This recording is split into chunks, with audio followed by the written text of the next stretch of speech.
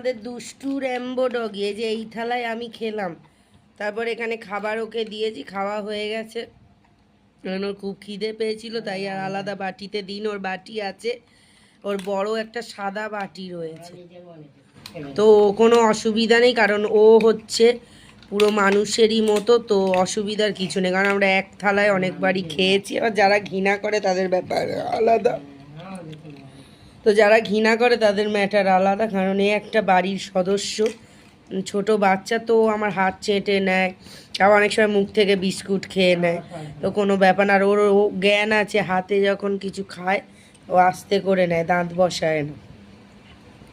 বাবা সাবধানে খাও, সাবধানে দেখে শুনে, যেন ওর খাবার নিয়ে কেউ পালিয়ে যাবে এমন করছি।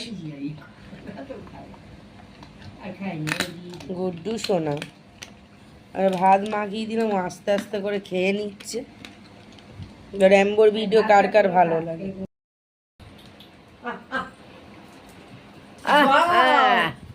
লং জাম্প, এই বাবার গায়ে পড়বে, কি করছিস? সোনা সোনা সোনা সোনা,